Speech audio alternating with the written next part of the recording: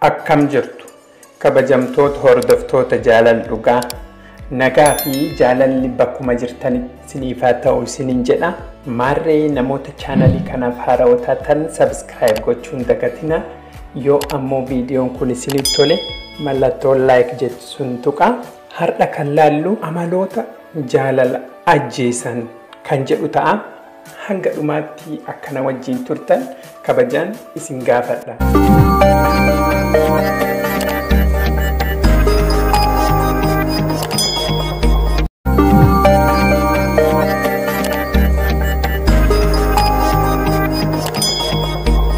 Mata dureen har'aa kun gorsallee of keessaa qaba.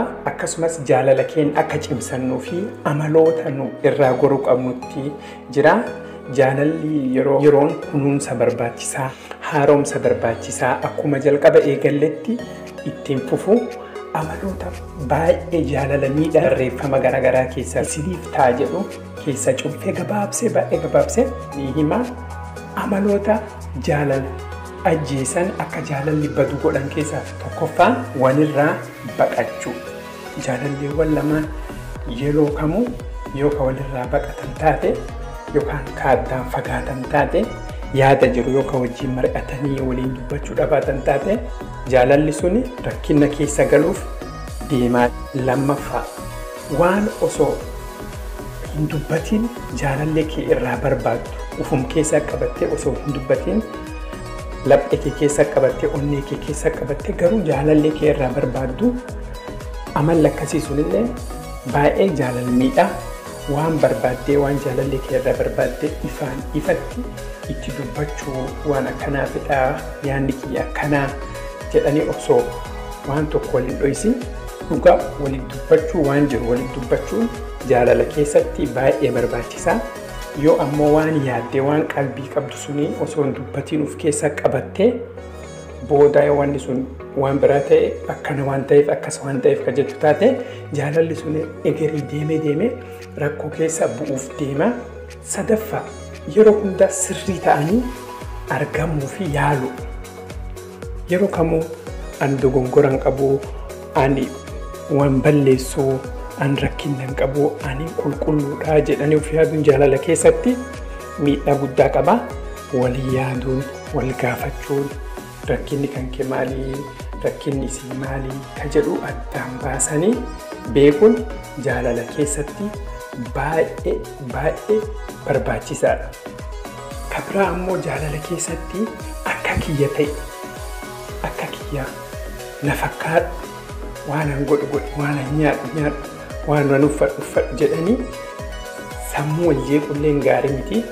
Mirga walii eeganii akkaataa itti waliin deeman waliin mari'atanii jechuudha malee na ta'ii na fakkaadhu jedhanii jaalala keessatti waliin dorgomuu yookaan ammoo walirratti haaloo qabachuu waan akkasii sun hin barbaachisu. Yoo kun ka jiraatu ta'e jaalalli sun rakkina keessa deemuuf yookaan gara du'iinsaa deemaa jira.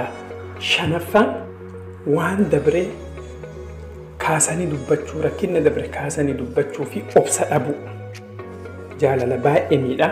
Kanaafuu obsa qabaadhaa, rakkina dabre waliin galaa bira taraa malee irra deebitanii rakkina dabreef jettanii wal hin jeeqinaa. Kanaafuu akka jaalalli keessan isiniif tolu walii bira taraa obsa qabaadhaa. Ja'affaan jaalala kee dhuffachuu, dhugaa jaalalaa ka of keessaa qabdu dhuffachuu. Qalbii kee keessatti ufumaa keetii qofa yaaduun kulleen baay'ee miidhaa sirra fidaa jechuudha.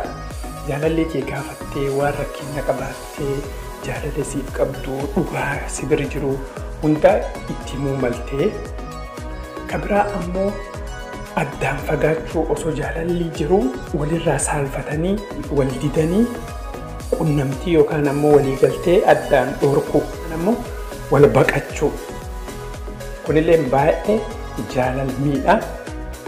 Ka biraa ammoo rakkina barbaadu, waan xixiqqoo barbaadu, dubbii barbaadu, to'annaa baay'isuu. Akka ajaa'ibaa kanatti miidhaa jaalalirraan gahaa yeroo hunda wa gaafachuu, yeroo hunda wa barbaadu affeeruu irraa jaalallee kee yeroo hunda waan haaraa akkasiin si gootuu gama kee qofarraa yookaan ammoo gamisii qofarraa yookaan gama kan kee qofarraa waan akkasii sun eeguu yeroo baay'ee wal affeeruu dursanii affeeruun jaalala keessaa baay'ee barbaachisaa. Gaafii baay'isuun yookaan ammoo waan akkanaa fedha jedhanii ufi qofaaf yaaduun jaalala baay'ee miidhaa. Kabira ammoo waada nyaachuu wal sobuu shakkii uumuu waan akkasii kunillee baay'ee jaalala miidhaa keessumattuu waada balleessuun bakka jedhaman suni argamuu dhabuun baay'ee jaalala miidhaa. Waan kan hunda irra deddeebi'anii raawwachuun jaalala keessatti rakkina guddaa fidaa. Kanaafuu jaalala keessan kunuunsaa qabadhaa jaalalli yeroo hundaa kunuunsa barbaachisaa. Kanaafuu jaalala keessan rakkinarraa akka inni hin duune akka inni hin goggoyne akka inni hin dheebonne akka gaariitti kunuunsuu qabdan isin jedha. Maarree hordoftoota koo gorsa jaalalaa koo kanarraa asumarratti xumura. Waan gaarii akka irraa barattan abdii guutuun qaba. Ammoo chaanalii keenya kana viidiyoo biraatiin akkasiin bira ga'uu fi sabiskiraayib gootanii maatii ta'uu hin dagatina. Viidiyoon kun ammoo isinitti tole mallattoo laayik jettu hin tuqa. Ispoonsara keenya aadaa jaa'oo baay'ee galatoomfanna. Hanga viidiyoo biraatiin wal agarrutti nagaan.